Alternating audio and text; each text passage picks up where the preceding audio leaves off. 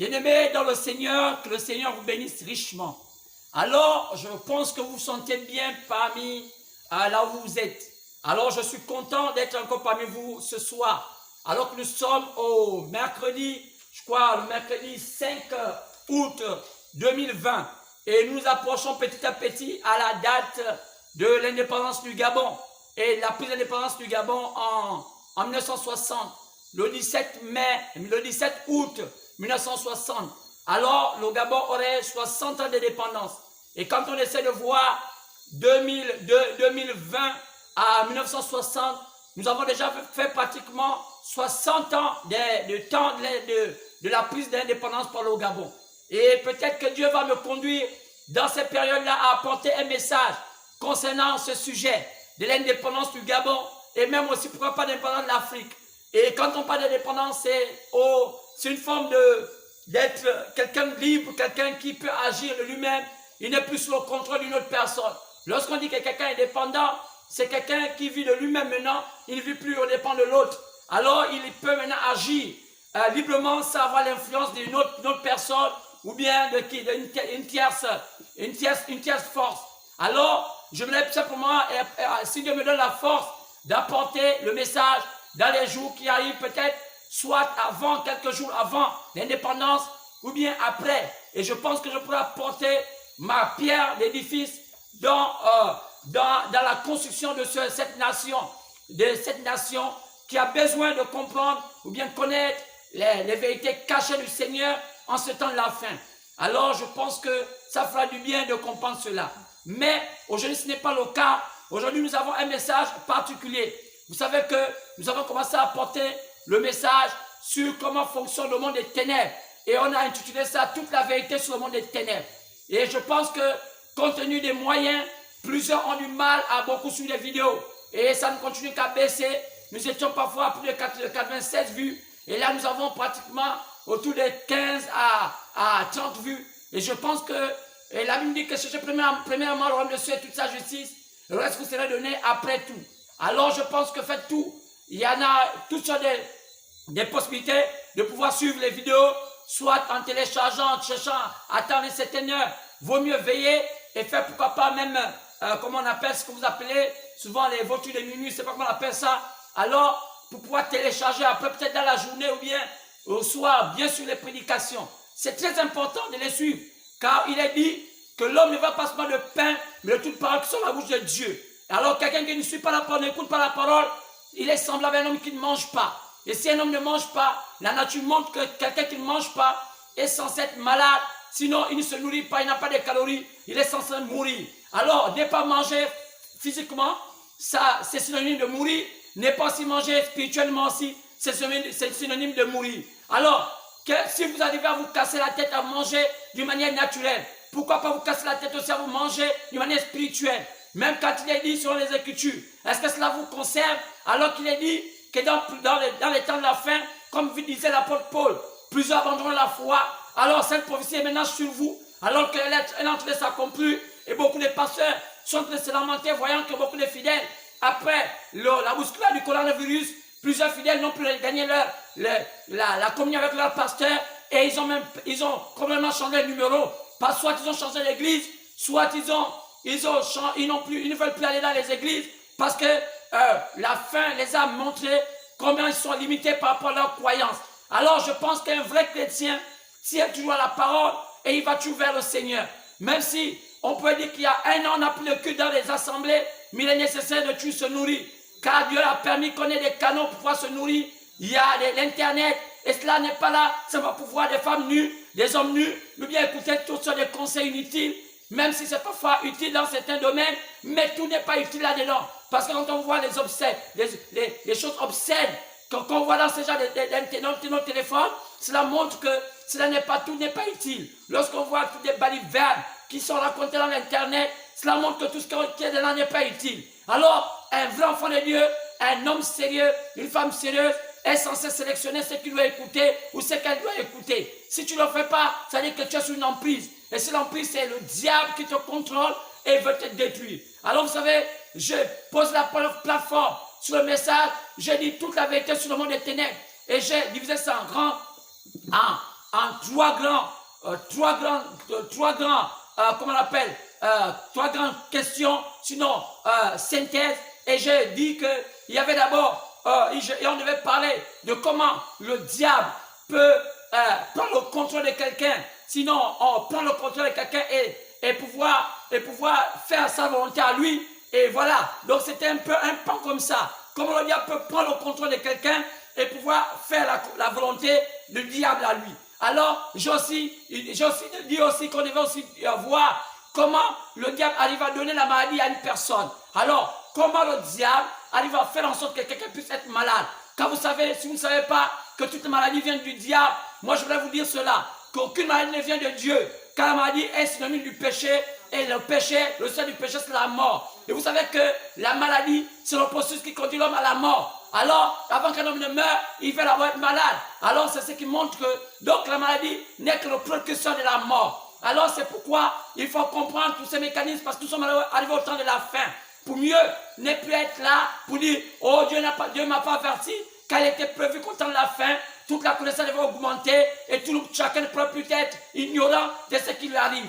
Et nous avons suivi que, hormis ça, on a suivi un autre pan, c'est comment Satan peut construire un être, sinon construire un être qui va le servir tout au long de sa vie jusqu'à la mort. Alors, je dis que c'est un homme qui va être conçu depuis sa jeunesse jusqu'à sa mort. Il va travailler pour le compte du monde des ténèbres, sinon celui qu'on appelle Satan, sinon le diable, ou bien même le serpent ancien.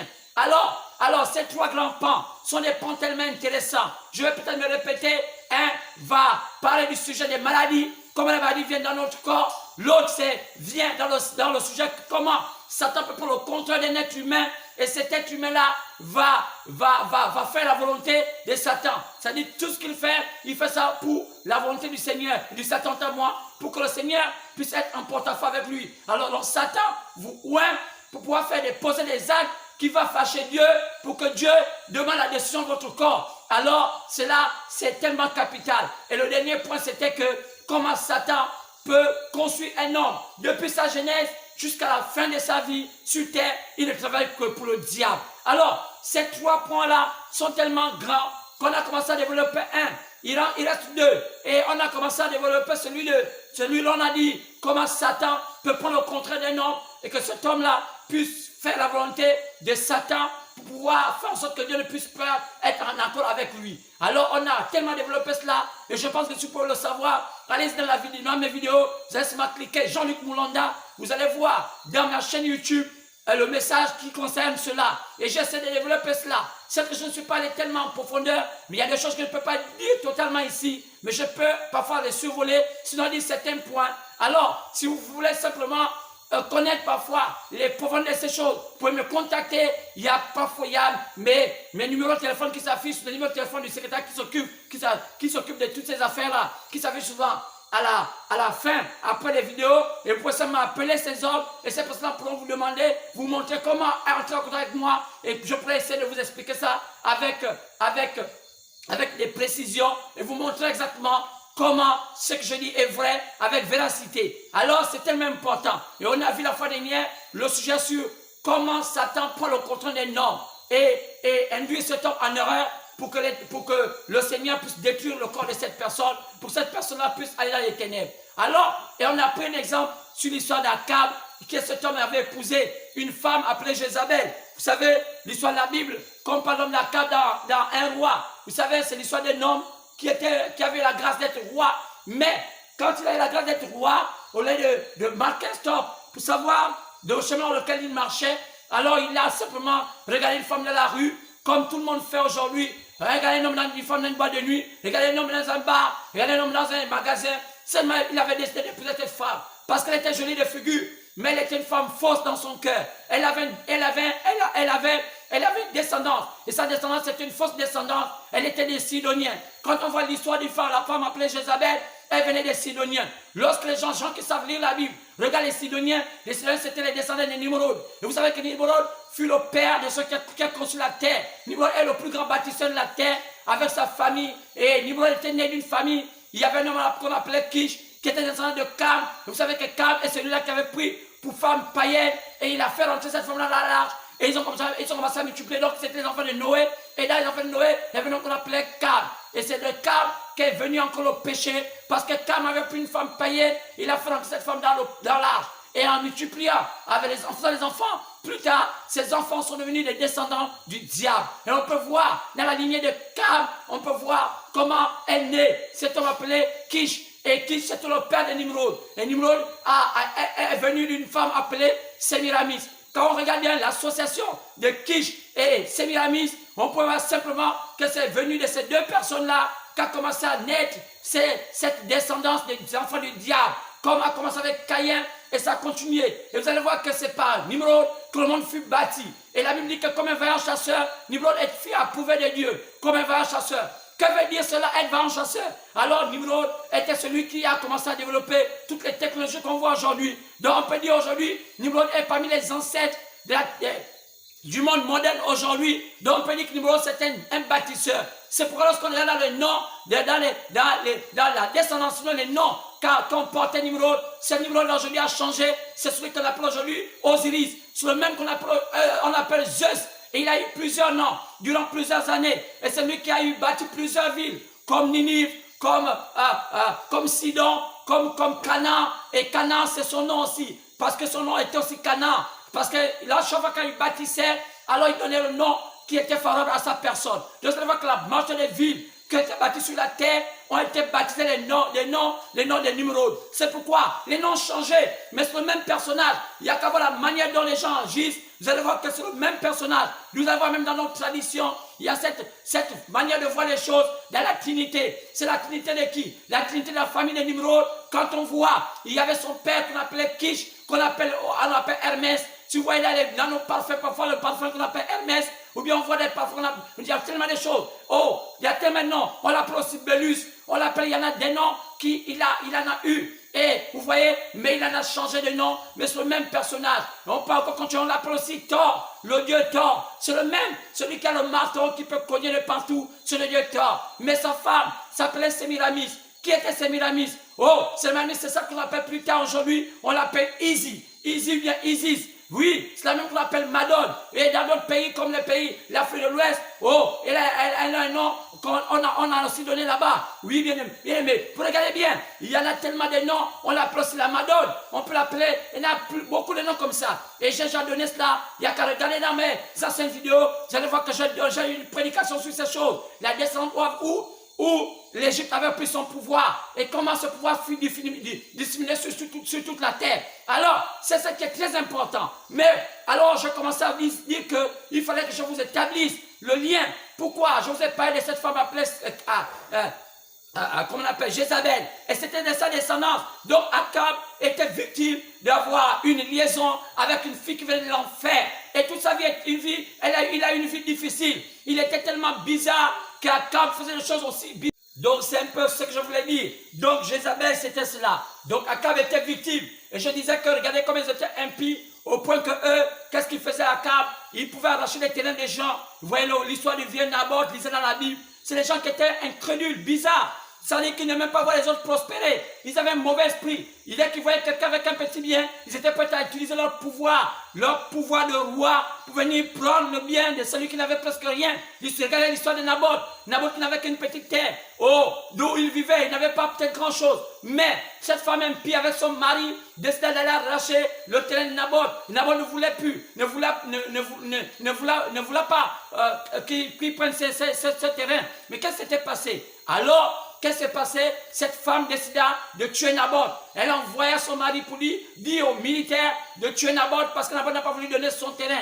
Comment? Ceux qui avaient déjà presque tout Israël entre leurs mains puissent aller demander un petit bout de morceau de ceux qui n'avaient presque rien. Simplement parce qu'ils voulaient montrer leur force, leur grandeur. Il y a des gens qui ont encore les mêmes esprits comme Jézabel aujourd'hui, qui utilisent des pouvoirs politiques, pouvoirs militaires, pour faire du mal aux autres. Et il y en a encore comme ça. Et vous savez que chaque homme est soit conseillé par sa femme. Lorsque vous voyez quelqu'un mauvais, c'est qu'il a une mauvaise femme. Si quelqu'un est mauvais, qu'il a une bonne femme, c'est que sur cette femme, tu es influencé d'une manière positive vers ce tort. Mais si vous voyez cet homme persister dans le mal, il faut dire que la femme et lui sont en convenance avec le mal. C'est pourquoi Jézabel et Akab étaient devenus un. Quand on dit que ça se ressemble, alors c'était ce qui s'était passé. Et je vous dis aujourd'hui, ne soyez pas comme ça, sœur.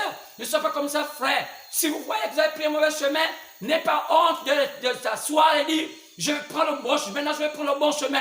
Quel que soit le nombre de temps que tu as déjà fait. Mais si tu l'as fait dans la fausseté, prends le temps de t'arrêter et dis, je vais maintenant prendre le bon chemin. Alors, mais c'est ce que n'a pas pu faire Akab. Il a passé le mensonge, dans le banditisme, et il a passé tout son temps à remplir son cerveau de mensonges. Alors, un mauvais esprit est rentré en lui, et cet esprit l'a poussé à faire ce qui n'était pas bien.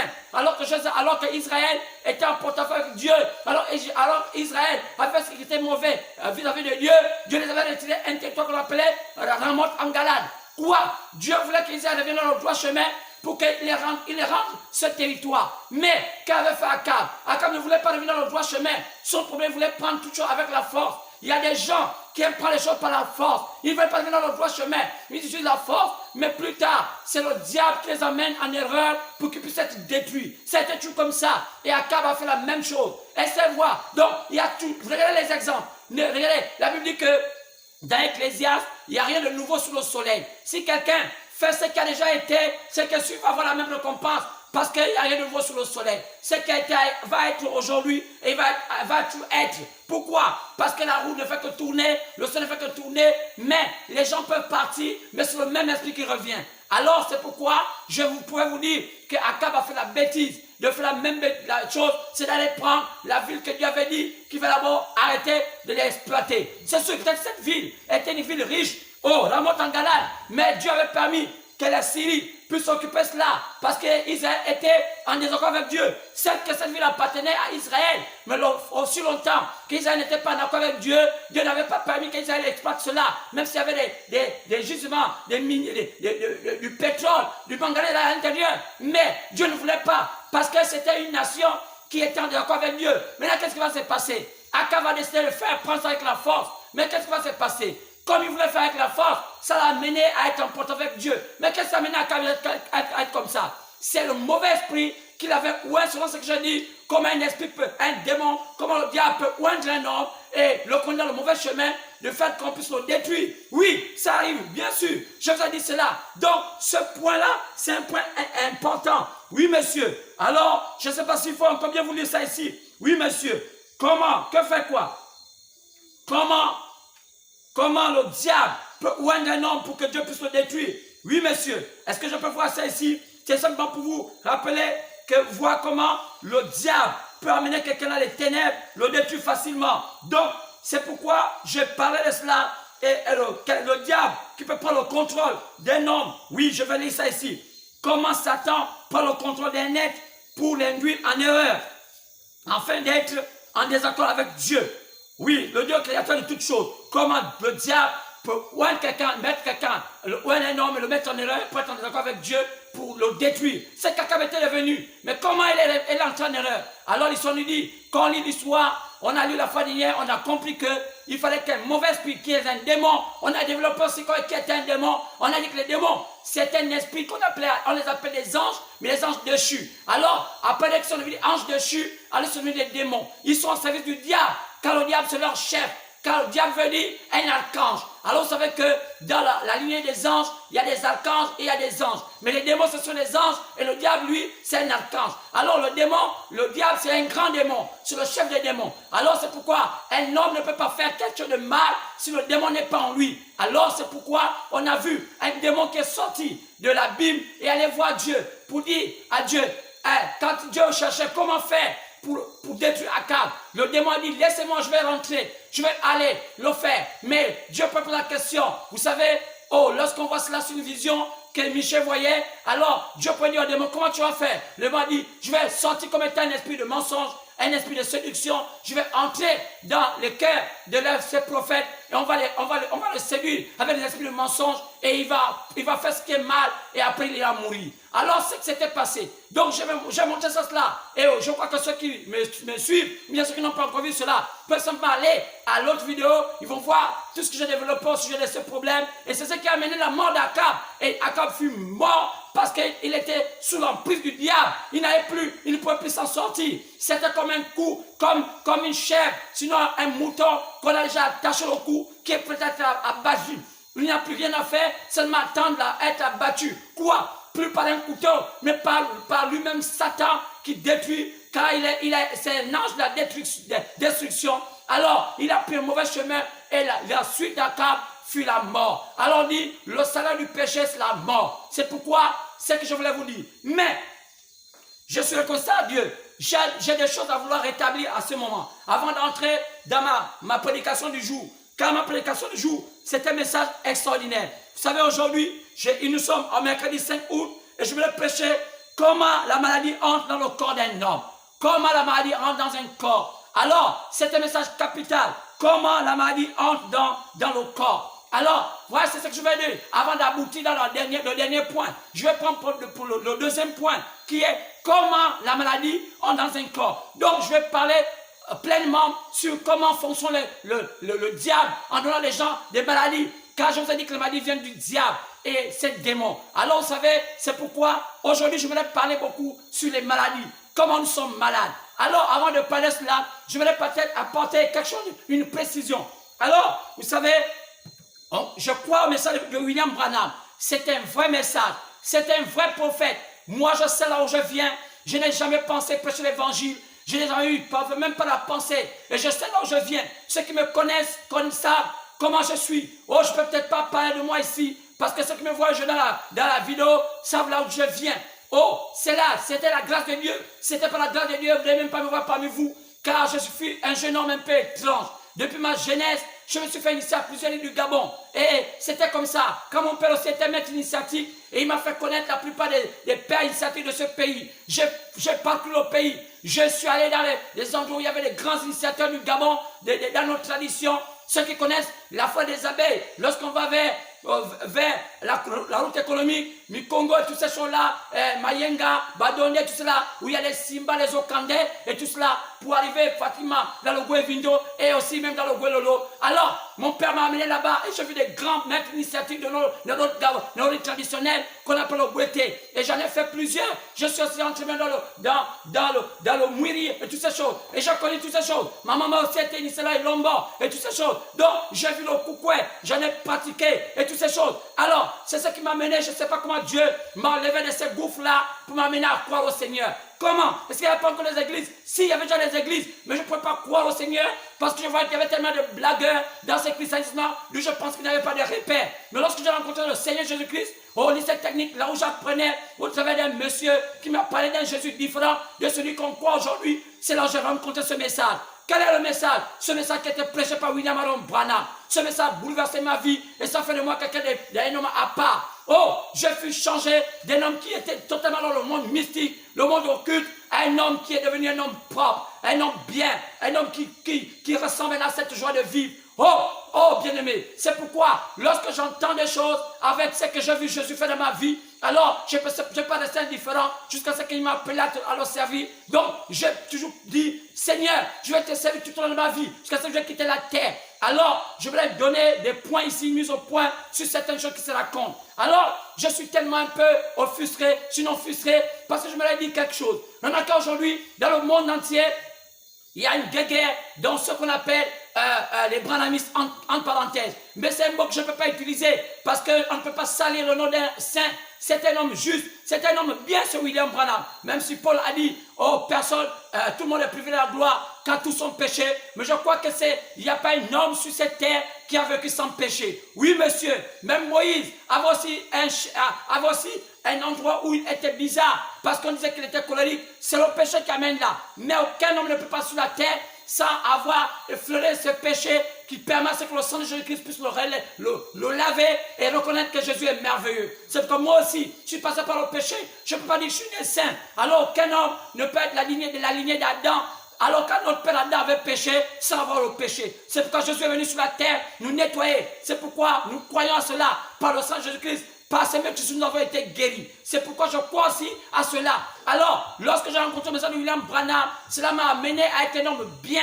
Et ça m'a vraiment amené à connaître Jésus-Christ dans sa profondeur. Alors qu'il y avait déjà les églises là, il y avait déjà tout ce qui était là. Mais lorsque j'ai rencontré le message de William Branham, C'est un message qui était réel, un vrai message, quelque chose d'extraordinaire. Ça a changé ma vie. Ça m'a amené à être un homme honnête, un homme honnête juste dans la vie des gens. Oui, monsieur. Oui, monsieur. Oh, pas comme ces gens d'église qu'on voit aujourd'hui. Oh, la racaille, tout ce qu'on voit aujourd'hui, des choses horribles. Oh, mais ça m'a amené à comprendre. Ça m'a amené tout ce que j'avais comme pensée, ça le culte que j'avais, et ça m'a amené à aller dans le droit chemin. Alors, je me l'ai dit, lorsque j'ai rencontré ce message, j'ai vu qu'il y avait une forme d'apprentissage et il y avait trop de charlatanisme dedans. Il me fallait prendre le temps à regarder, étudier, à sonder les Écritures, regarder si le message de William Branham était un vrai message. Mais ça m'a pris beaucoup de temps. Après beaucoup d'années, cela m'a amené à une conclusion à comprendre que William Branham était un vrai prophète. Je regardais un peu de partout dans tous les domaines. Oh, je voulais un peu voir, est-ce que vraiment c'était un vrai prophète? Mais c'est cela, et cela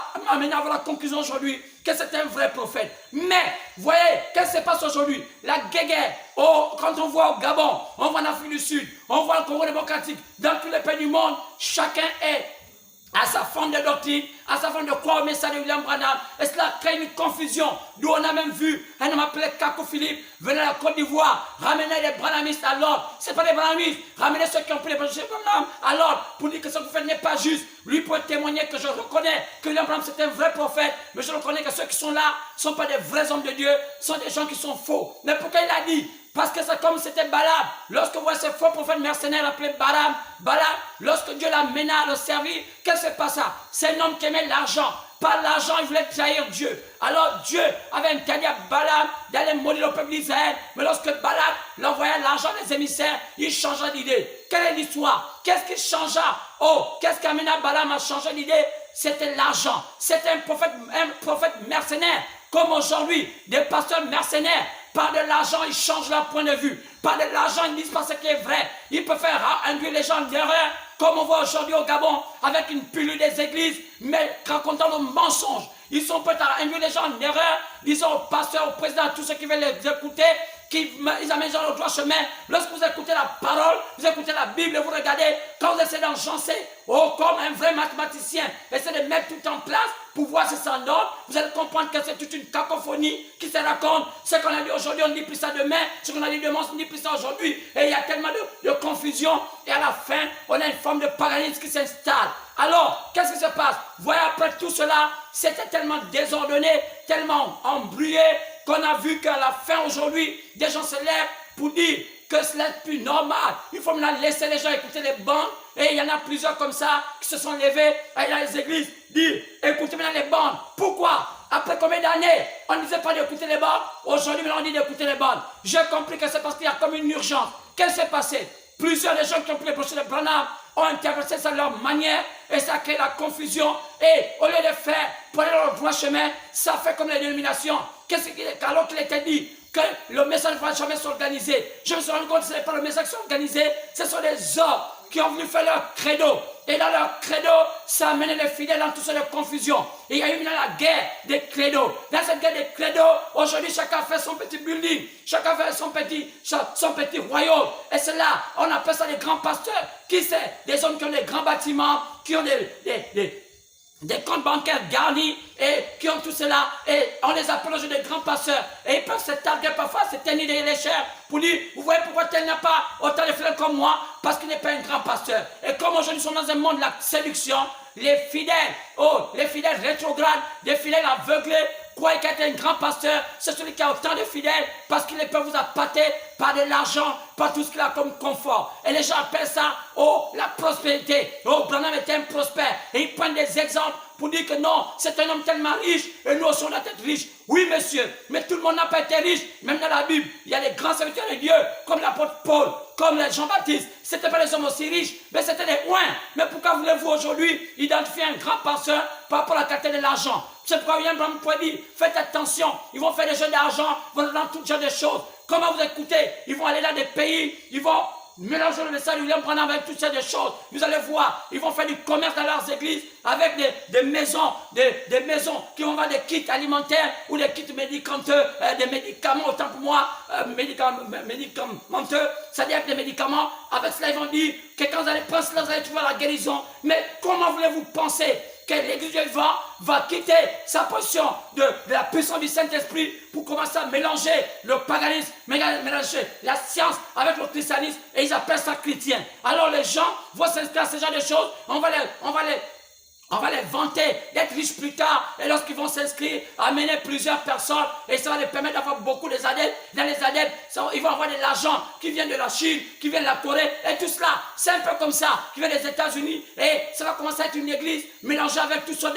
de cambouis d'argent, et ce serait par-ci, par-là, et les gens vont croire cela, et ils vont commencer à vendre un peu l'illusion aux fidèles, et cela, avec le nom de maison de William Branham. En pensant, oh non, tu vois quelques déductions. Oh, William Branham, je étais parti, il avait vu ceci et cela. Et ils vont la combiner cela avec la parole de Dieu. Ça a amené l'affaiblissement de la parole. Ça a amené la fausseté. Au lieu de se concentrer, savoir est-ce que nous on connaît déjà ce message en profondeur? Non, ils se sont contentés à suivre la dénomination, à suivre le paganisme de la dénomination, à suivre les pentecôtistes charismatiques dans leur cafouillage. Et ça amenait tout droit amener toujours une confusion dans le message de William Branham, parce que les gens ne peuvent plus dissocier qui est de Branham, qui ne sont pas de Branham. Quand tout le monde a les mêmes brochures, vous les voyez, on les lit tous. C'est maintenant même dans l'internet, même dans nos ordinateurs, on peut avoir tous les 1117 serments de William Branham dans les ordinateurs. Et quelqu'un qui est intelligent peut seulement utiliser cela et raconter par-ci, raconter cela. Comme la plupart des gens ne sont pas tellement informés, et celui va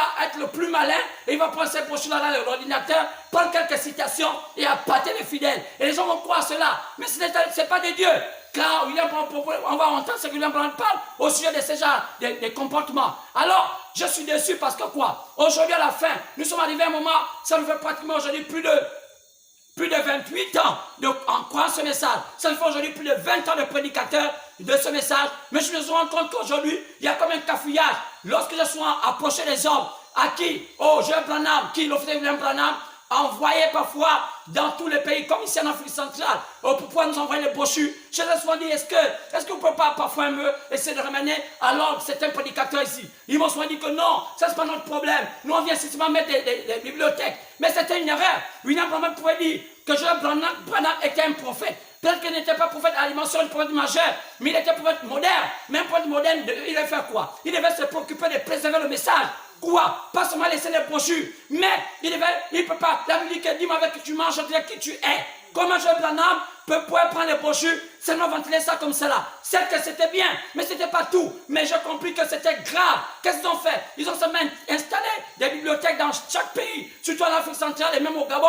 Mais cela a peut-être pas fait tellement de bien. Pourquoi? Parce que chacun commençait à interpréter ces brochures à sa manière. Si Joël Branham pense qu'il est le fils de William Branham, il est aussi normal que lorsqu'il envoie ses émissaires qui ont la vision de ce que William Branham pouvait dire, qui était vrai. Parce que moi je crois que si Joseph Branham est le fils de Branham et qu'il est censé ventiler les brochures, c'est que ce qu'il croit le message de William Branham est la manière juste. Maintenant, comment il devait faire? Il est normal dans le message appelé l'union, je crois, le temps et l'union, William Branham disait que si le communiste s'unit, si la dénomination s'unit, les processus doivent s'unir. Mais ça doit s'unir dans quoi? Mais dans la parole. Si les pouces s'unissent, c'est dans la parole. Même si les communistes s'unissent dans la politique et les dénominations s'unissent dans leur credo, mais les pouces s'unissent dans la parole. Donc il était nécessaire que ces hommes-là qui venaient nous déposer les brochures peuvent pouvoir se réunir des prédicateurs. Je viens vraiment passer lors dans l'église que les prédicateurs doivent se réunir souvent pour en discuter. C'est ce que disait l'apôtre Paul. L'apôtre Paul pourrait aller voir Pierre pour discuter si ce qu'il disait était en accord avec ce que Pierre disait. Parce que comment Pierre pourrait dire une chose, Paul lui a dit une autre chose, et à la fin, ça devait créer une confusion. Et c'est ça qui a amené aujourd'hui en Afrique. Alors, qu'est-ce qu'elle pourrait me dire ces hommes-là? Oh non, tu es un petit pasteur. Oh non, d'abord toi qui te connais. Mais je dis que c'est honteux. William Branham n'a jamais dit cela. Et ils sont contentés seulement de venir au Gabon, manger dans des hôtels et être là, faire des amitiés avec des pasteurs qui avaient déjà un peu des petits réseaux. Et ça crée toute une confusion. Et ça a été comme ça dans toute l'Afrique. Oui, monsieur. Et si je regrette du fait que Joël Branham n'a pas pu suivre ce genre de choses. Et il est seulement resté aux États-Unis comme un petit, je ne veux pas dire un roi, comme un homme qui est là, alors qu'il néglige la nourriture dont le père l'avait dit, son papa William Branham l'avait dit. Joseph Branham, garde la nourriture. C'était quoi? Garde la parole. Mais comment? Qui est censé véhiculer ces messages? Ce n'est les prédicateurs. si les prédicateurs veulent que ça mal, comment ça va avoir les résultats, même si on mettait une bibliothèque au Gabon, ça n'a pas de résultat, parce que quelqu'un ne peut pas connaître une chose, même un chemin si on ne l'a pas guidé, qui sont censés les guides, ce sont les prédicateurs, donc ils doivent se réunir. Alors, il y a eu plusieurs comme ça qui ont fait le tour au Gabon, les Américains, les Européens, au nom de la voix de Dieu, mais à la fin, qu'est-ce que ça apportait? Rien. Ils se sont bagarrés pour les petits ordinateurs qu'on les donnait, ça se partageait en amitié, c'était des affinités, rien de Dieu dedans, il n'y avait rien de Dieu, et ça faisait, on prenait le fameux émissaire qui venait des États-Unis, on l'envoyait dans un hôtel, on le cachait, tout le monde n'avait pas le droit de le voir, parce que c'était, on leur demandait les cravates, parce que les cravates avaient le nom de, avec l'aigle, ou bien avec le nom de Branham, ou bien, et c'était, ça c'est une confusion, je ne crois pas à ça. Ça là c'est faux, c'est pas chrétien. Alors aujourd'hui, maintenant, plus tard, voilà maintenant le jeune Branham est devenu prédicateur. Mais avant, il pouvait être prédicateur. Avant, jeune Branham pouvait être prédicateur. Et dit, moi comme je suis prédicateur, c'est pas que je vous commande. Quand le Seigneur n'a pas dit de faire cela, nous sommes pas un système de la marque la bête. Non, nous on a un système, on doit s'unir. Et on doit se partager la vision. Et moi je crois en tant que fils de William Branham, je crois comme ça par rapport à ce message. Alors, ça allait nous aider. Et au lieu d'être dans toutes sortes de confusion, c'est quand vous allez voir un seul message, 1000 doctrines. On ne peut pas dire 1000 doctrines, mais 1000 interprétations de la doctrine. C'est pourquoi il y a confusion. Vous allez là-bas, oh non, mon pasteur ne dit pas comme ça. Vous allez là-bas, le même message, plusieurs confusions dedans. Maintenant aujourd'hui, on dit maintenant que nous faut écouter les bandes. On est vers la case de part. Comment écouter les bandes? Voulez-vous encore écouter les bandes, simplement écouter les bandes, alors que les gens ont besoin d'avoir quelqu'un. Même Branham m'a dit que non, le message, il va avoir un ministère pour l'épouse. Si c'est les Éphésiens 4:11. Maintenant, comment voulez-vous encore amener les gens à la case de part? Parce que vous dites que non, les pasteurs ne prêchent pas ce que Dieu avait dit William Branham. Mais vous devez savoir au départ. Et dit que frère, si on croit à ce message, ça n'est pas vrai. Parce que moi-même, en tant que Joël Branham, je suis le fils de William Branham. Moi, si je dois aller au ciel, forcément, j'ai compris la vision de mon papa. C'est pas que c'est ma religion, non. C'est que Dieu, vous-même, vous avez écrit dans vos brochures dont vous croyez. Branham vous a dit que je suis un prophète, peut-être pas majeur, mais je suis un frère comme vous, je peux contribuer à vous orienter dans la vision pour comprendre la doctrine. Maintenant, aujourd'hui, après combien d'années dans nos pays, ça fait bientôt, le message au Gabon, ça fait peut-être plus de 35 ans. Maintenant, c'est aujourd'hui qu'on va dire, lisons maintenant, lisez sur les brochures. Mais regardez toutes les églises aujourd'hui qui sont dans le mode, de lecture des brochures bien, des bandes. Celui rétrograde, les pasteurs rétrogrades. Pourquoi? Parce que c'est poussé par le Saint-Esprit que ces choses-là se font. Comment voulez-vous maintenant aujourd'hui, après combien d'années, vous avez blagué? Maintenant aujourd'hui, vous voulez maintenant être sérieux. Alors, bien aimé, c'est le temps de vous les saisir. Vous les saisir parce que c'est faux cette voix. Alors c'est pourquoi je dis c'est levé un mouvement des bandes. Pourquoi moi des bandes? Parce qu'on se rend compte qu'il y a beaucoup qui ont fait le brochures de William Branham, mais qui interprètent la doctrine à leur manière. Et ça fait quoi? Ça crée des courants. D'autres parfois baptisent au nom de Branham. D'autres maintenant ils disent que non, Branham avait dit qu'il y a un troisième Adam. D'autres disent il y a tellement de confusion. D'autres quoi? Ils ont les moyens, ils vont aux États-Unis, ils rencontrent Joseph Branham, bien rencontrent un émissaire, bien un homme confident de Joseph Branham, ils amènent des photos dans leurs églises pour dire regardez ma photo quand j'ai Joseph Branham. Ça leur donne la possibilité d'avoir beaucoup de fidèles. Et ils passent leur temps à faire des ragoûts, des critiques. Frère m'a dit qu'un pasteur n'a pas fait de commérage. Alors qu'est-ce qui se passe? Sa vie de commérage. Alors, au lieu de chercher, regardez, écoutez ce que Frère Branham dit. Dans un message, appelez, quelle maison me bâtirez-vous? Écoutez comment ces hommes la font.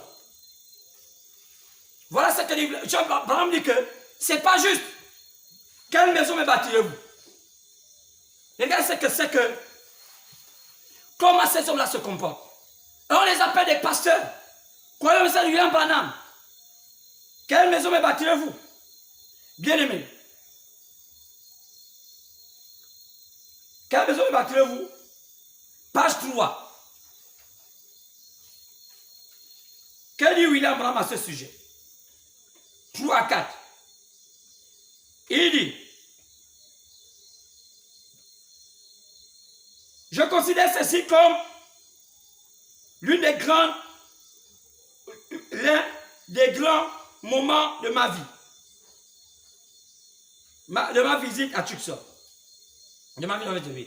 Je suis venu ici parce que j'ai été conduit. J'étais conduit à venir. Et je suis venu ici parce que le Saint-Esprit, par une vision, m'a envoyé ici. Je sais que ça peut paraître bizarre. Peut-être, mais pour autant que je sache, à ce que je sache, de la part de Dieu, j'ai été envoyé à Tucson par suite d'une vision. Je me suis demandé comment j'ai bien pu être envoyé dans ces lieux désertiques.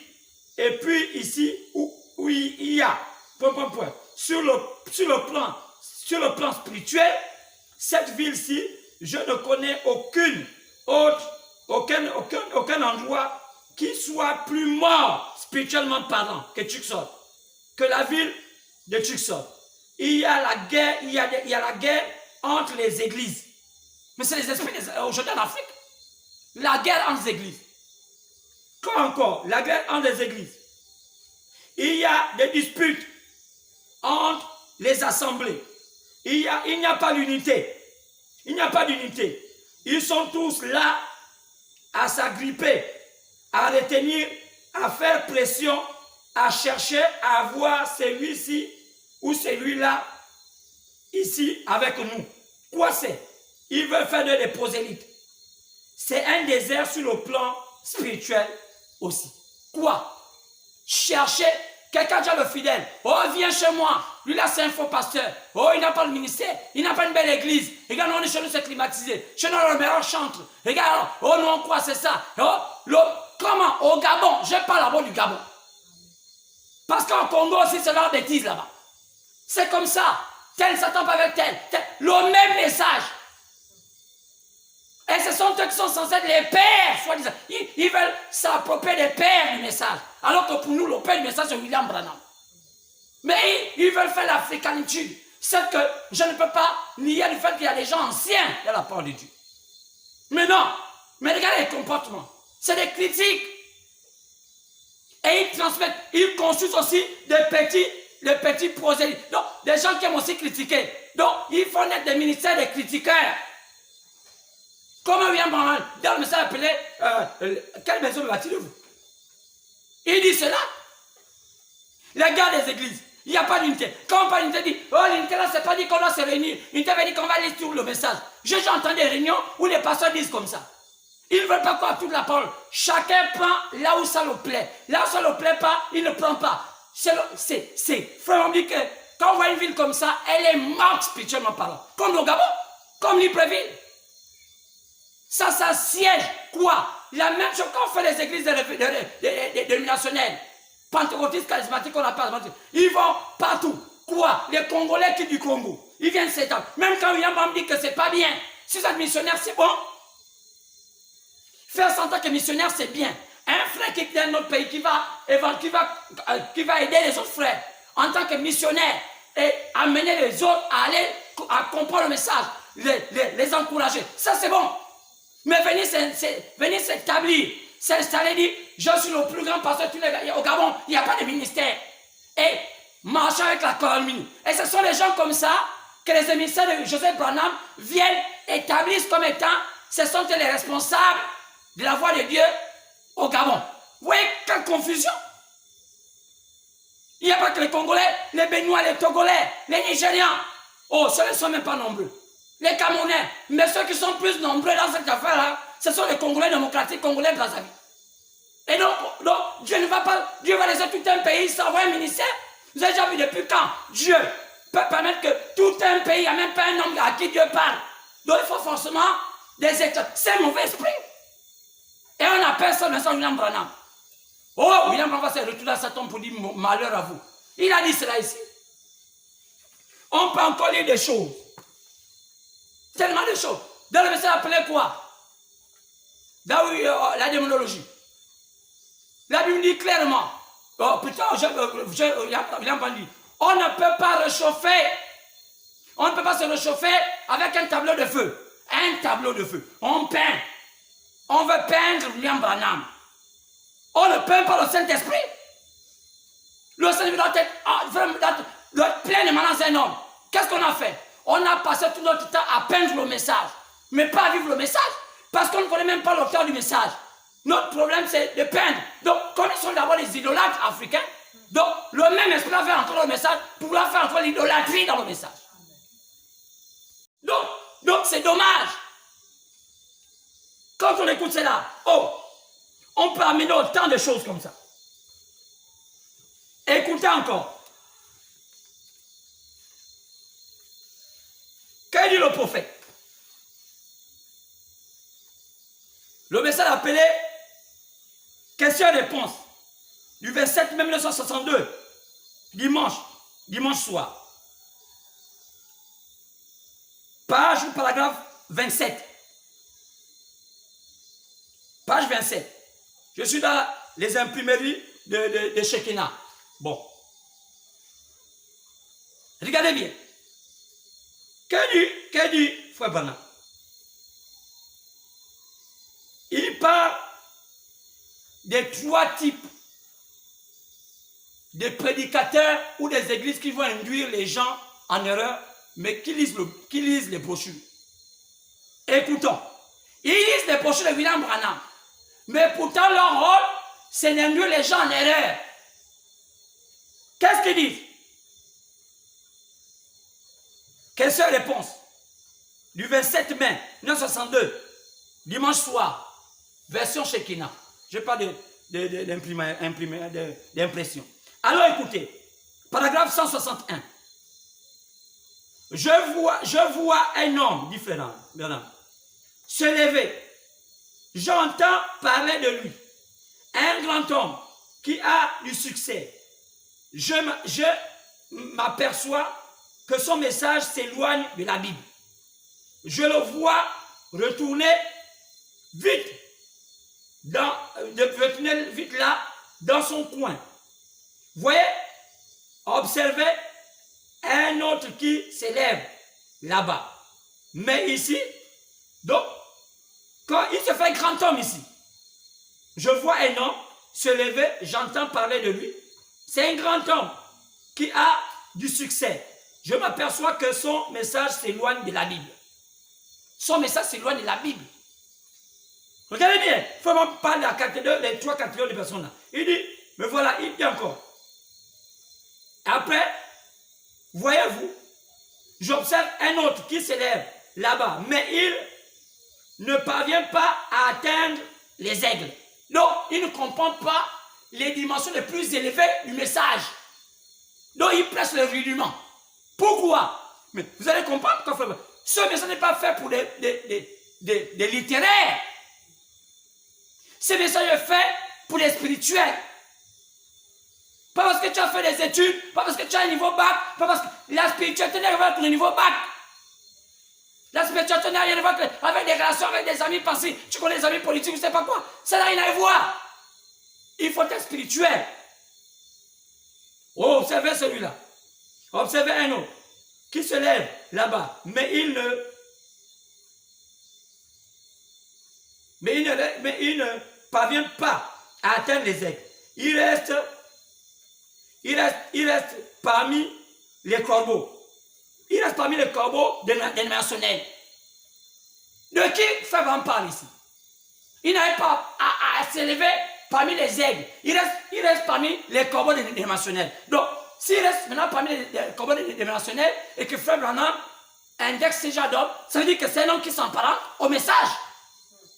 Parce qu'après, il ne peut pas s'élever. Il monte. Il voit que là-bas c'est compliqué. Après, l'objet maintenant de faire des élèves avec la dénomination. Voilà. Pourquoi Frère Branham dit que les corbeaux dénominationnels? Même si Frère Branham, à un moment dans sa vie, il a marché avec la dénomination. Ça ne voudrait pas dire que nous, on doit marcher avec la dénomination. Frère Branham était un modèle. C'est-à-dire qu'il avait déjà déblayé le chemin. Et il nous a démontré que la dénomination travaille pour le diable. Et il reste encore parmi les corbeaux dénominationnels. Il reste là, en bas, dans les organisations.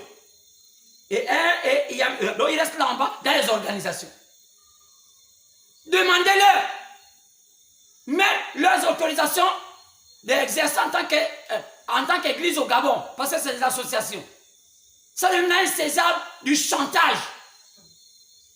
Dès que tu as un petit bout de papier, dès qu'il y a un petit bout de papier qu'il a eu par des manigances, voilà aujourd'hui, quand tu dis frère, moi j'ai des soucis avec le gouvernement qui me demande d'avoir des papiers pour exercer. Il te fait le chantage, il t'impose des pratiques qui n'ont rien à voir avec même la Bible. Mais gloire soit rendue à Dieu, que les vrais enfants de Dieu demeurent les vrais enfants de Dieu. Ils ont la couverture et Dieu les assiste. Ce n'est pas des politiciens. Et il y a beaucoup de frères qui ont fait des courbettes, qui se sont prostitués parce qu'ils n'ont pas de papiers.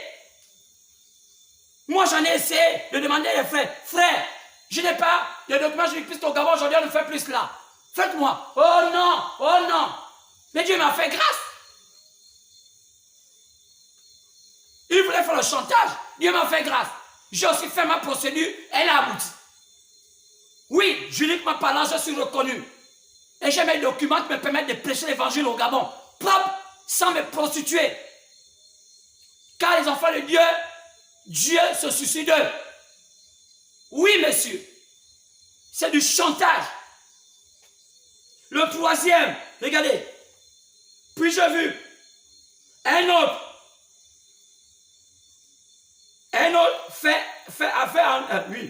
a fait entrer beaucoup de membres. Et tout. Donc, il avait beaucoup de membres et tout. Et j'observais cela. Je le vois s'éteindre. L'autre s'est préoccupé de beaucoup de membres.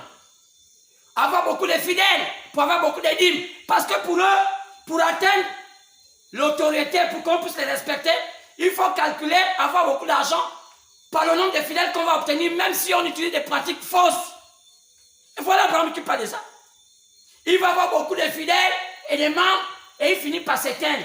Il a beaucoup de fidèles, hein, mais il est éteint spirituellement parlant. C'est là. William Branham est clair. Les trois sont là. Celui qui gagne beaucoup de fidèles qui s'éteint. Celui qui va encaisser le volume, peut se voler, il reste encore parmi les corbeaux. Et le premier là, on l'avait déjà vu. Celui qui s'élève, il s'élève et on entend parler de lui. Donc, il cherche la popularité, on entend trop parler de lui de partout. Et il s'est dit, le grand pasteur, oh, on entend parler de moi partout. C'est ça qui vous a dit, c'est ça que l'homme faisait. Voilà les trois. Aujourd'hui, on peut les reconnaître. Ceux qui peuvent les reconnaître, ils restent. Qu'est-ce qu'il n'a pas dit? Apocalypse, livre des symboles. Que lorsque quelqu'un a le Saint-Esprit, page 11, il devient candidat dans l'association du monde invisible. Lorsque quelqu'un a le Saint-Esprit. Apocalypse, livre des symboles, page 11. Lorsque quelqu'un a le Saint-Esprit, il a déjà mis sa candidature. Il a déjà mis sa candidature pour le monde invisible. Quoi? Le monde surnaturel.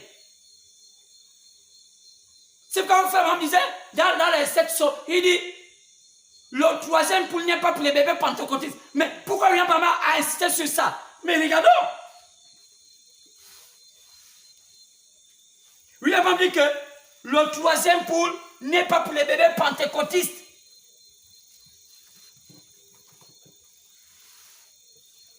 Le troisième poule n'est pas pour les bébés pentecôtistes.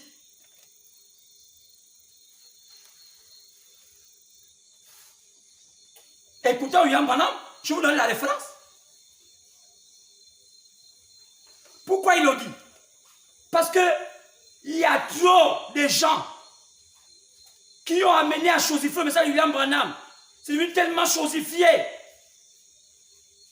Ils ont pris des déductions intellectuelles. Ils ont appâté. Ils ont cela ici. Les 7 sceaux, révélation des 7 sceaux. Page 472. Le troisième poule n'est pas pour les bébés pentecôtistes. Pourquoi? Qu'est-ce que Frère Branham voulait dire quand il parle des bébés pentecôtistes? Il dit, ce n'est pas pour les bébés pentecôtistes. Il faut attendre, il faut d'abord atteindre la maturité du pentecôtiste. Après, tu sors du pentecôtiste. Après, tu peux maintenant comprendre le troisième poule. Il dit ici, dans quel message? Les hommes qui sont en prison. Page 31. Il dit, vous ne pouvez penser les gens l'algèbre alors qu'ils ne connaissent même pas encore les ABC. Les ABC de quoi? Mais pas de la lecture. Quelqu'un peut bégayer comme Moïse bégayait, mais c'est un moins. Les ABC, la spiritualité. Pourquoi vous voyez qu'à la fin, la Bible parle en symbole dans la Bible? Pourquoi la Bible, vous voyez, la Bible termine par les symboles. Le d'après, ce sont les symboles. Un spirituel qui ne connaît pas d'écriture les symboles peut vous apporter les écritures. Les symboles, frère. Il y a tellement comme ça. C'est les 7 sceaux, le verset des 7 sceaux. Page 575. Les bébés pentecôtistes ne peuvent pas comprendre ce message. Frère traite les pentecôtistes comme étant des bébés. Ils ne peuvent pas comprendre. C'est fait pour les aigles. C'est ce qu'on a vu. Vous volez, après vous ne comprenez plus. Laissons ça d'abord. C'est pas ça le thème de mon message.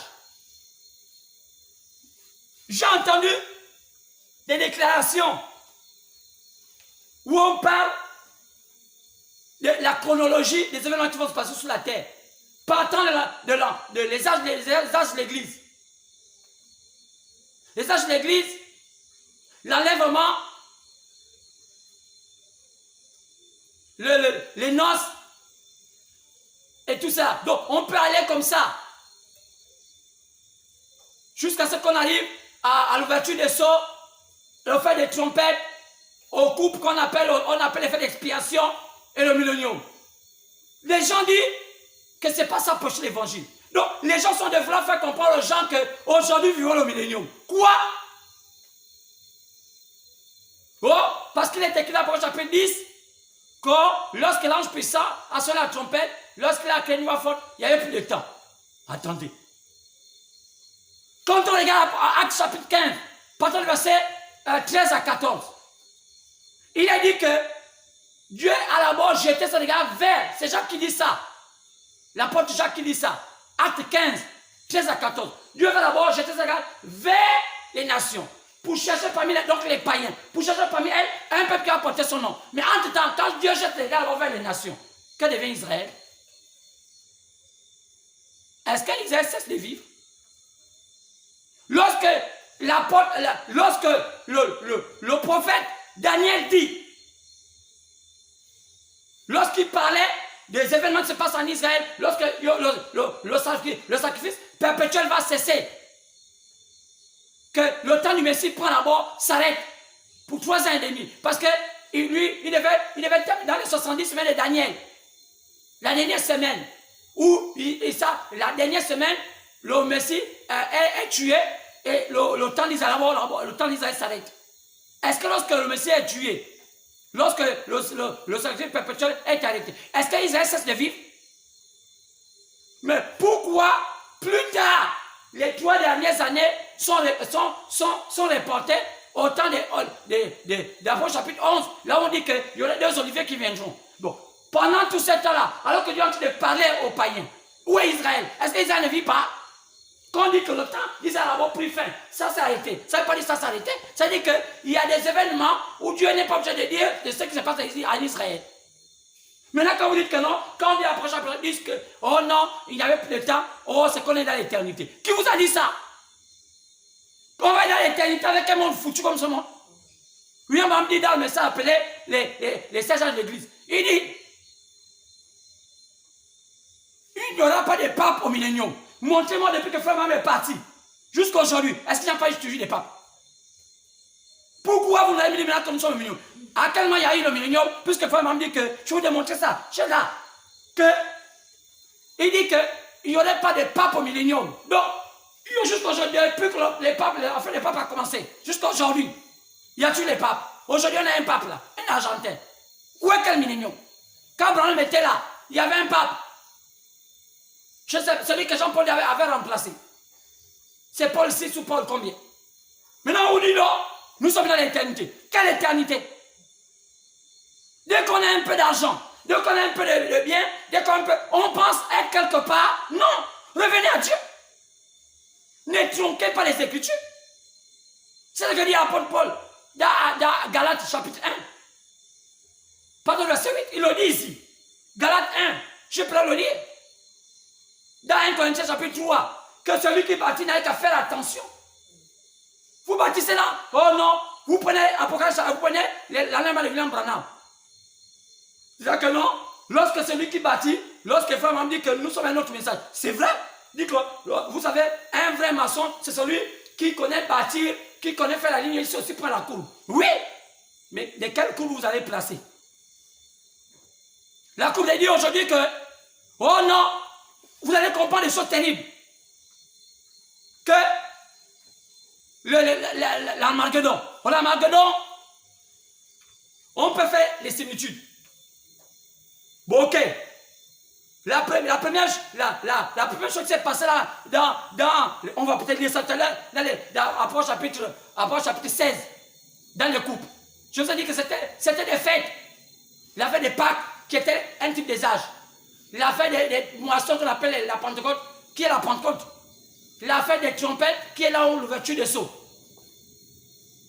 La fête après la fête d'expiation, c'est là où on appelle ça le couple. Ce sont les couples. Parce que l'expiation, tout est sombre. L'expiation, on parle du sang. Après l'expiation, on arrive où? À la fête du tabernacle, sur le millénium. On pose la question à William Branham. Monsieur Frère Branham, oui, dites-nous, l'Armageddon s'est fait avant ou après le millénium? William me dit que l'Armageddon s'est fait avant le millénium. C'est l'Armageddon qui a introduit le millénium. Maintenant, vous dites aujourd'hui, écoutez. Écoutons. Les Écritures sont là. Lisez William Branham. Quelle est la réponse? L'Armageddon maintenant, c'est quoi? Puisque l'Armageddon s'est fait avant le millénium. Et Frère m'a dit que Gog et Magog s'est fait après le millénium. Il dit que non, les petits pères, ce sont ceux qui prêchent. Oh, après, il y avait là-bas les âges d'église. Après les âges d'église, il y aurait l'ouverture des sceaux. Après l'ouverture des sceaux, il y aurait l'enlèvement à l'église. Ça sont les petits pasteurs. Ah bon? La chronologie des événements, ça, vous allez ignorer ça. Qui va empêcher la chronologie des événements? C'est pourquoi le message sur le mystère de l'enlèvement, c'est pas n'importe qui doit prêcher ça. Il faut positionner l'église. C'est quoi l'enlèvement?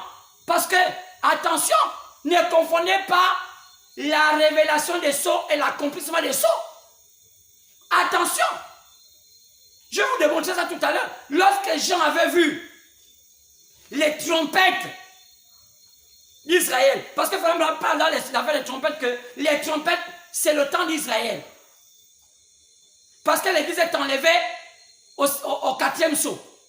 Quand on voit le 4e sceau, c'est lorsqu'on voit le cavalier, après chapitre 6, on voit le cavalier à couleur pâle. Il dit, l'épouse est enlevée là. Lorsqu'on calcule selon le zodiaque, on voit que selon le zodiaque, c'est l'âge du cancer. Pourquoi c'est cancer? Mais pourquoi l'épouse est enlevée au 4e sceau? Mais après au 4e sceau, sur le 5e sceau, comment voulez-vous?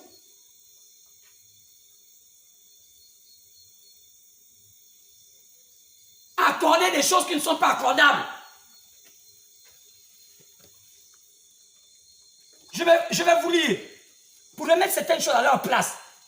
Peut-être que même la parole d'aujourd'hui, je vais peut-être juste effleurer et puis on va devenir peut-être bien vendredi. Parce que à la dernière vidéo, la dernière minute, je vais quand même donner le message du jour.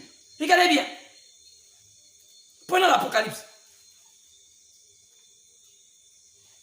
Comment voulez-vous embrouiller un peuple?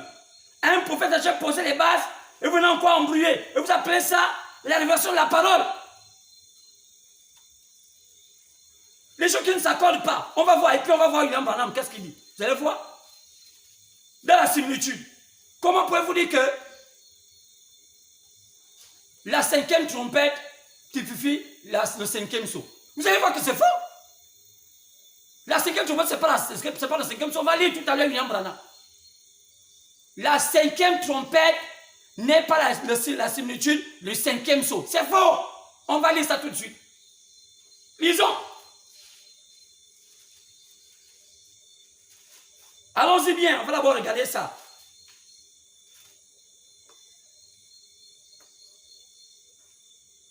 Regardez bien.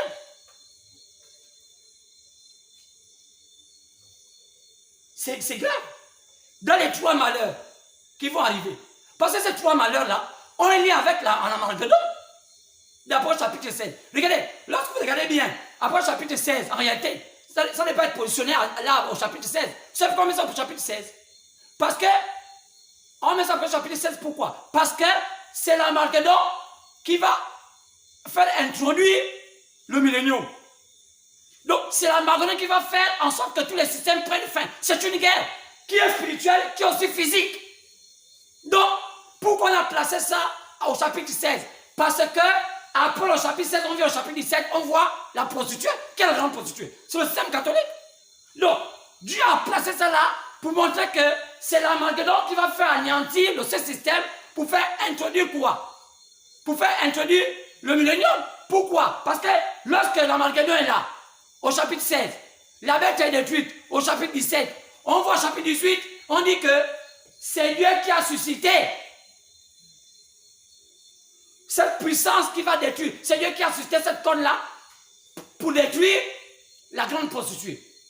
Comme Dieu avait suscité Nebuchadnezzar. Vous voyez que ça s'aligne. Chapitre 16 est là. Chapitre 17, la destruction qui va se passer là. Et les dégâts sont dans dit, elle est tombée au chapitre 18. Au chapitre 19, on voit l'épouse revenir. Il faut vraiment dire que l'épouse part au chapitre 4 de l'Apocalypse et elle revient dans le millénium au chapitre 19. Lisez. Prenez vos ordinateurs, tapez. C'est faux ce que j'ai dit là. Donc, le remarquez que tout se passe en le chapitre 16. Donc, les couples qui tombent. Quoi? Les couples là sont identifiés par quoi? Les couples là sont des malheurs. Les tensions qui vont arriver sur la terre. Maintenant, dans les trois malheurs, après chapitre 9, partant même du verset, prenons après chapitre 9, par le verset 1, mais je ne vais pas tout lire. Quand on essaie de lire tout ça, après chapitre 1, le cinquième ange sonna de la trompette. Le cinquième ange sonna de la trompette. Et quand on regarde tout, on lit, on va arriver jusqu'au verset 11. Elle avait sur elle comme roi l'ange l'abîme, nommé en hébreu Abaddon et en grec Apollyon. On dit, en hébreu c'était Abaddon et en grec c'était Apollyon. C'est le même nom, mais qui s'est dit en plusieurs langues. Donc, en grec c'est Apollyon. En hébreu, c'est Abaddon. Ce n'est pas deux noms. Le même nom, mais dit en deux langues différentes. Donc, c'est le diable. Donc, regardez bien. On dit, le premier malheur est passé. Et voici, vient encore deux malheurs. Donc, il y a trois malheurs que Israël va avoir pour entrer, pour que après le monde entre dans l'Armageddon. Donc, après que l'Armageddon, pour que l'Armageddon arrive, et pour que le millénium prenne place. Donc, les trois malheurs-là sont dans tous les événements qui sont programmés sur Israël. Là, regardez bien. Frère, on dit, dans le message appelé l'affaire des trompettes, il dit, les trompettes, quand on parle des trompettes, c'est Israël. Maintenant, regardez bien. Si vous regardez bien, quand on parle des six sceaux, regardez bien. Avant chapitre 6, par le verset 1, c'est l'ouverture du premier sceau. Mais au verset 9, c'est l'ouverture du cinquième sceau. Regardez bien. Regardez bien. C'est l'ouverture du cinquième sceau. Regardez. Donc, premier sceau, deuxième sceau, troisième, quatrième sceau. Frère m'a dit que l'épouse part au quatrième sceau. Donc, l'épouse, on a vu le cavalier pâle. Ça, c'est au quatrième sceau. L'épouse part. Donc, dès que l'épouse part, donc dès que l'épouse est enlevée, donc il part. Frère m'a dit que Israël reçoit le message. Maintenant, regardez bien. lorsqu'on arrive au 5e saut, plutôt au 5e saut, oui, après chapitre 6, pendant verset 9, au 5e saut, écoutez ce que frère Branham dit. Il dit, le 5e saut, dans le message appelé la feuille des trompettes, il dit ici, feuille des trompettes, page 20,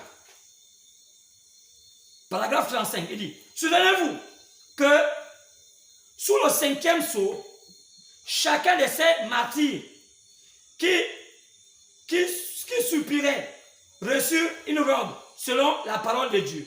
Elle leur fut donnée par la grâce, car ils avaient été aveuglés afin qu'ils ne puissent pas voir l'évangile et que ce peuple puisse être appelé hors des nations pour être hors nation, pour être l'épouse. Donc, quel est le peuple qu'on a appelé hors parmi les nations pour être l'épouse? Israël. La Bible dit que sous cette trompette, ces Juifs, écoutez frère Banda, la Bible dit que sous cette trompette, donc cette trompette, ces Juifs qui étaient absolument contre Christ, et tout cela reçurent des robes.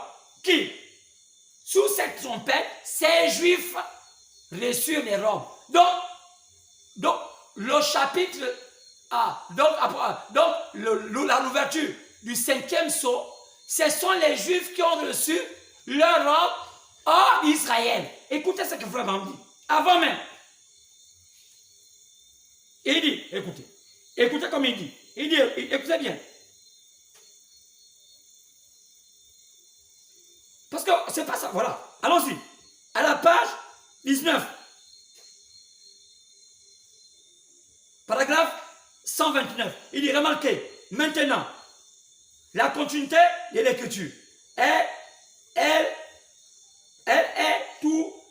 toujours la même. La 7e trompette, écoutez, la 7e trompette est à Israël.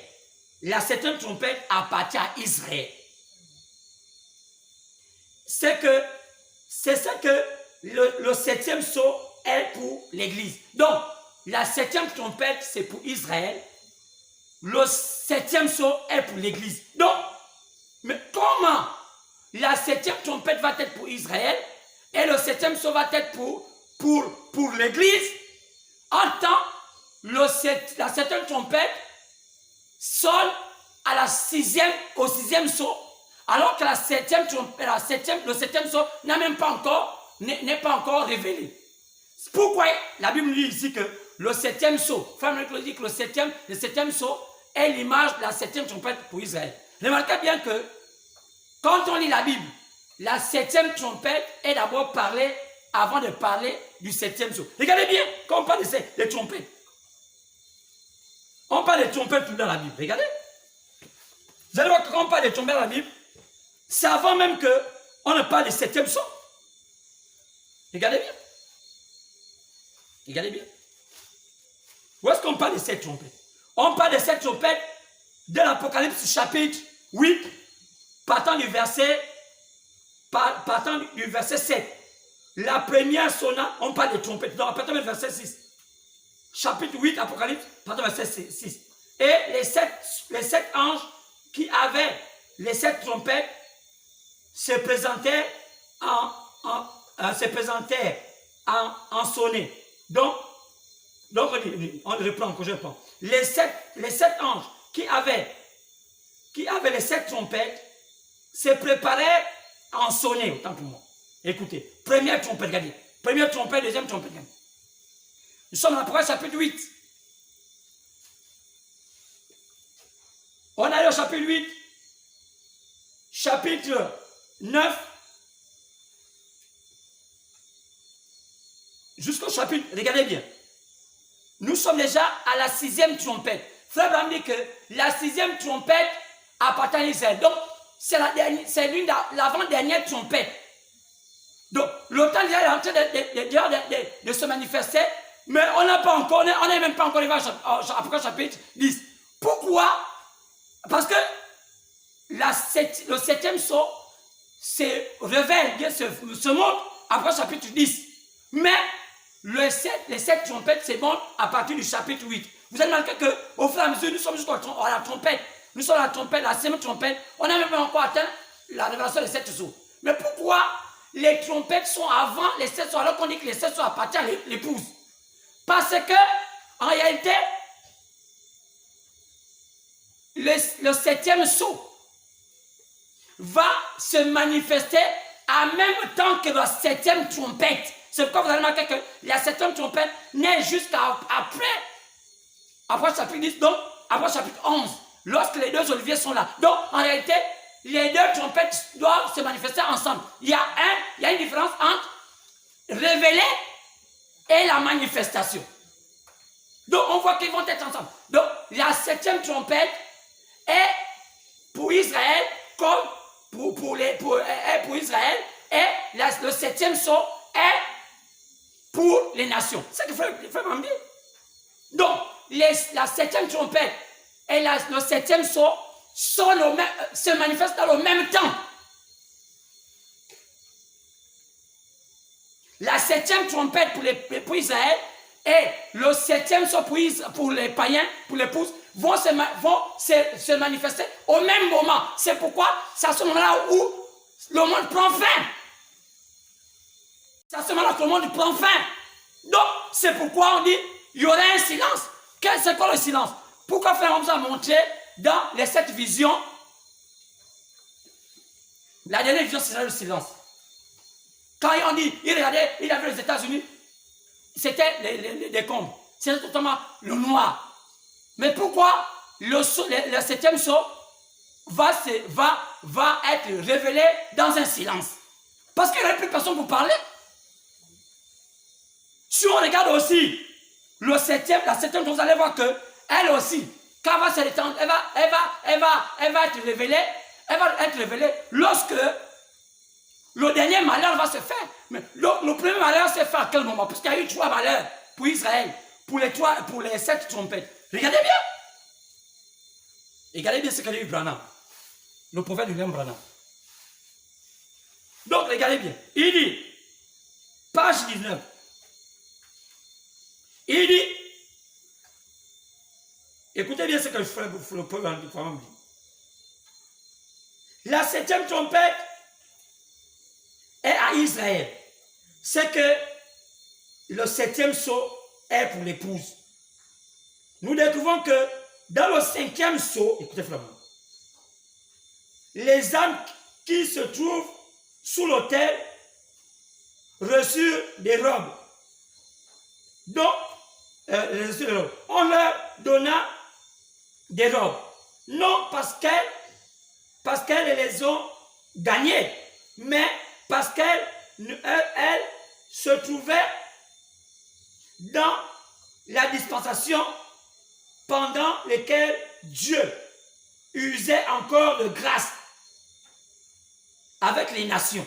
Donc, eux là, ce sont vous allez connaître cette femme, on va dire.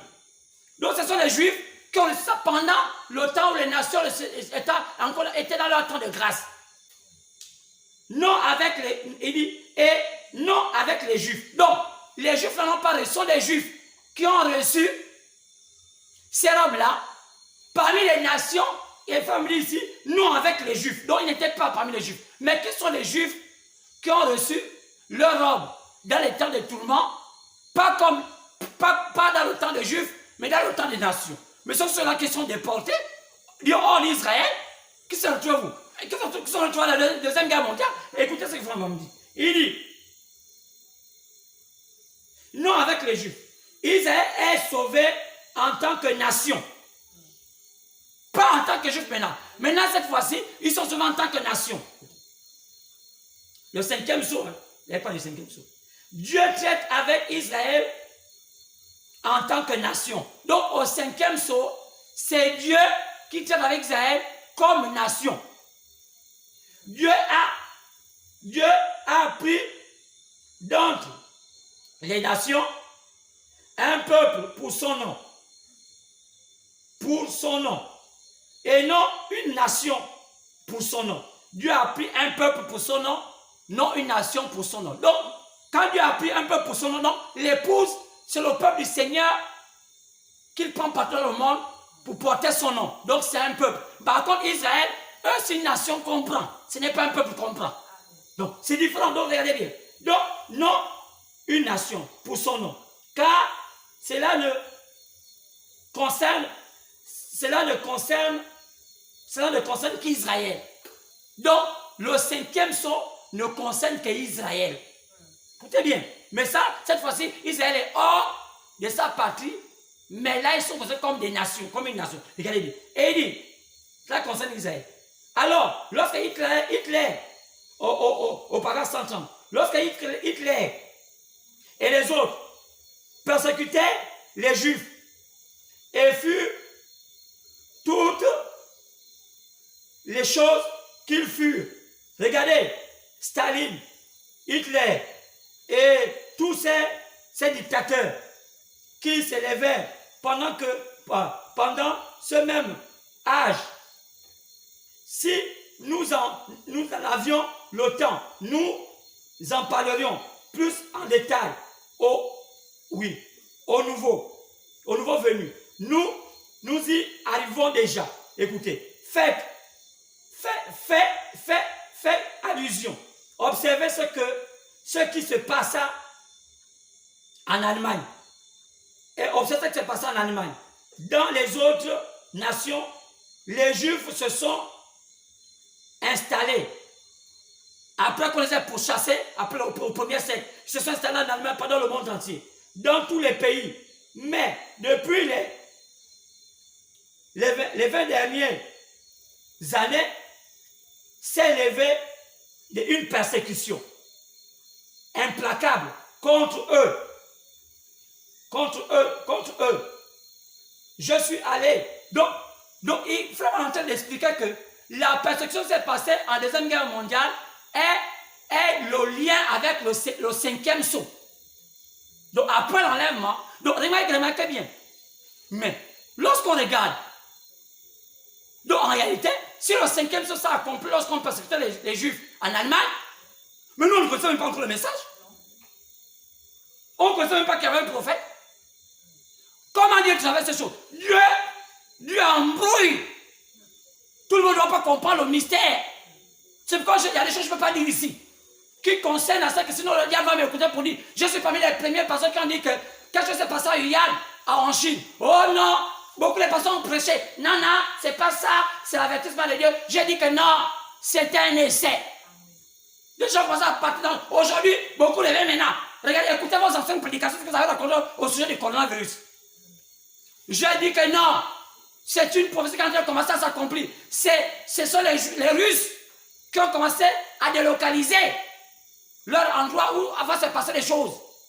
Et ils ont testé ça en Chine. Et c'était une bombe qui a un lien avec les bactéries.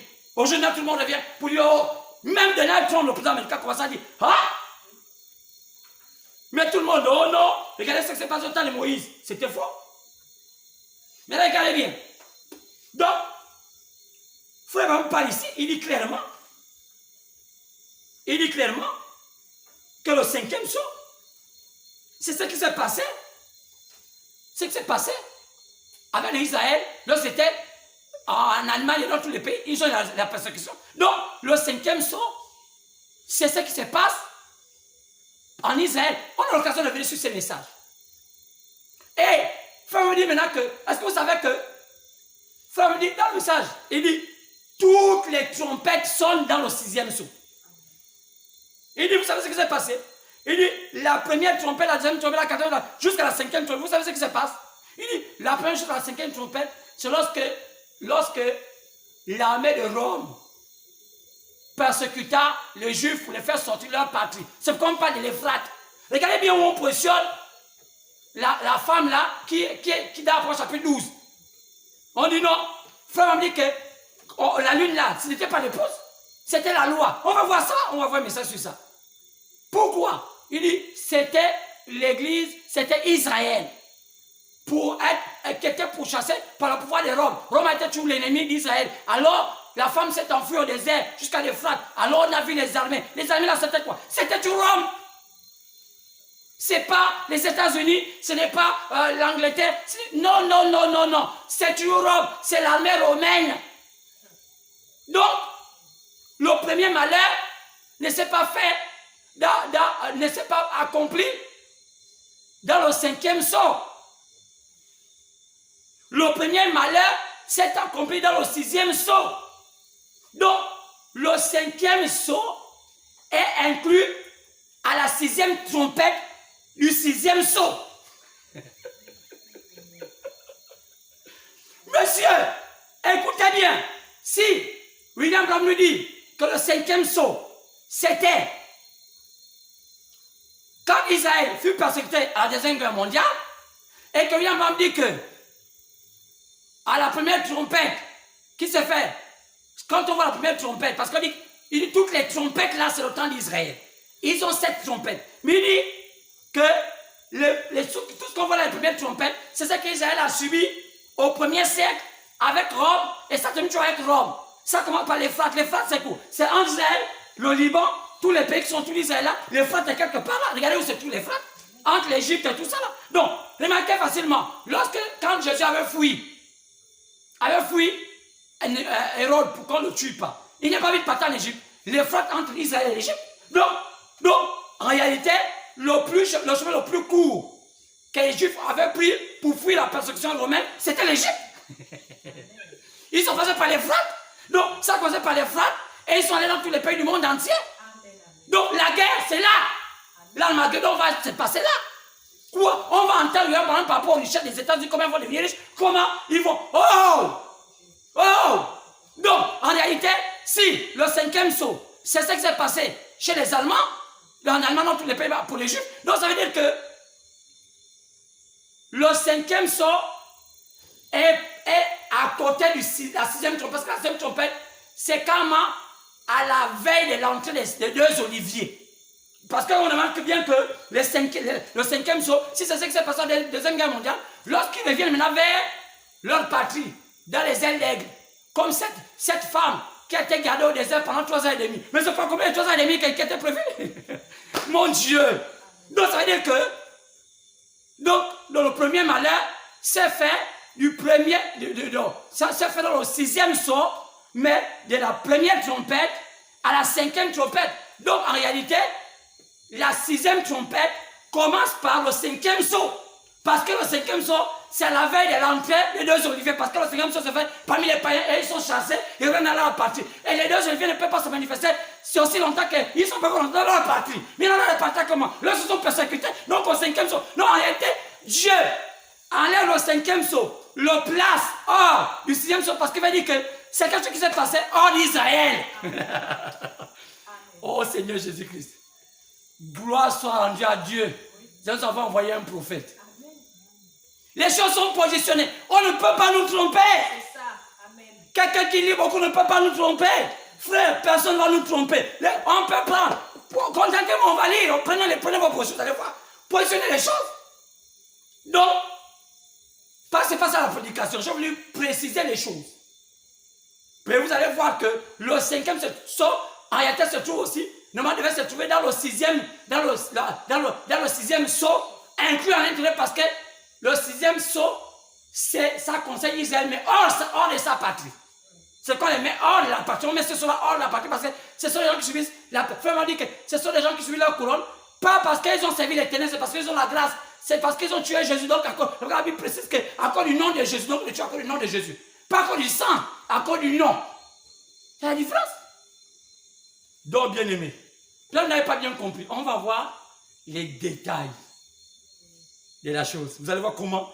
Ça là, Frère m'a dit qu'il y aurait les heures à 11e heure. Ils seront dangereux, piquants. Donc, c'est pourquoi, frère, n'ayez pas peur. Tout est clair. Le prophète a déjà tout déballé. Maintenant, il faut avoir des astronautes qui savent entrer dans la chose et regarder. C'est pourquoi aujourd'hui, ne dites pas que vous avez déjà le millénium. Il n'y a pas encore le millénium. La Magdalene n'est que le début, parce que la mort spirituelle est aussi physique. Mais le dernier malheur, le premier malheur, c'est ce qu'ils avaient subi lorsqu'ils chassent le Christ par Titus. Ça arrive jusqu'à la 5e trompette. La 6e trompette commence avec le 5e sceau. Voilà l'alignement. Et après, quand on termine le 5e sceau, dans la 6e trompette, il y a une partie où les deux oliviers commencent à entrer en scène. Parce qu'ils vont être pleinement en scène dans la 7e trompette. Maintenant, c'est dans la 7e trompette que le 7e sceau est sur le point d'être accompli. Je vous dis, il y a une différence entre être révélé et être accompli. Regardez par exemple ici. Jean a parlé de l'accomplissement, a parlé de cette trompette, a parlé des 5 sceaux. Mais regardez bien que il y a une partie du 6e sceau qui s'est accomplie avant que le 5e sceau ne commence.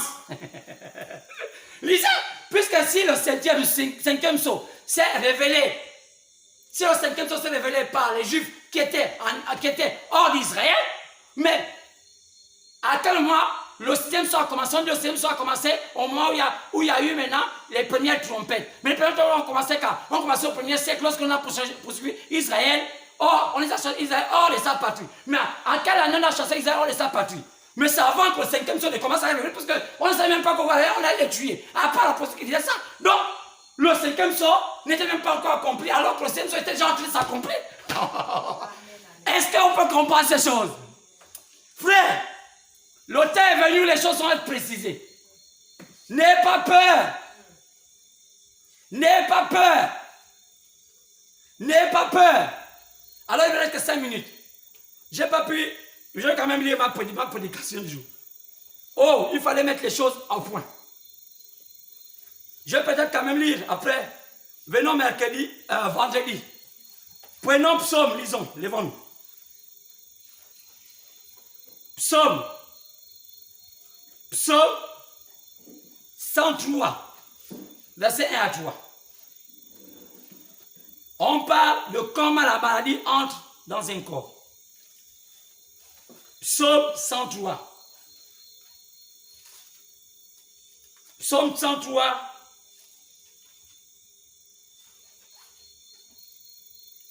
Psaume 103.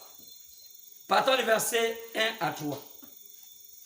Après, excusez-moi, je ne vous ai pas développé le message du jour, mais il y a des choses et des choses.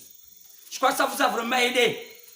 Ça vous permet aujourd'hui d'être précisé. Aujourd'hui, vous êtes dans les églises. Dieu m'a dit qu'il y a un vampire. Dieu m'a dit qu'on va vomir le serpent. Et j'ai mis la maison vient pendant. Vous allez mourir dans votre incrédulité. Psaume 103, partant verset 1 à 3, levez-vous. Parce que vendredi, on va bien développer, ça va se marier les Écritures. Et vendredi, ça va être bien développé. Écoutez. Mon âme bénit l'Éternel. Que tout ce qui est en moi bénisse son Saint-Nom. Mon âme bénit l'Éternel. Et n'oublie aucun de ses bienfaits. C'est lui qui pardonne tous mes iniquités. Qui guérit c'est lui qui guérit toutes tes maladies. Que le Seigneur bénisse la lecture de sa parole. Au nom de Jésus, je prié. Amen. C'est Dieu qui guérit toutes les maladies. Donc, vendredi, on va bien développer comment le diable rend quelqu'un malade. Comment il en dans ton âme. On va développer tous les détails de comment il donne les maladies de la chair. Il donne les maladies de l'esprit. Il donne les maladies de l'âme. Il y a les maladies de la chair. Il y a les maladies de l'esprit. Il y a les maladies de l'âme. On va comprendre comment ces maladies-là sont en nous et comment s'en débarrasser. Aujourd'hui, tout est clair. Vous connaîtrez la vérité vous affranchirez et vous rendra libre. Il n'y a que Dieu qui vous guérit. Donc, vendredi, peut-être que j'ai eu l'occasion de mettre les points. C'est important aussi. Ça guérit l'âme, c'est ce que j'ai dit tout à l'heure. Mais, venez vendredi. Cette fois-ci, vous allez encore entendre des choses. Alors, à nous retrouver vendredi. Dieu voulant. Que Dieu vous bénisse.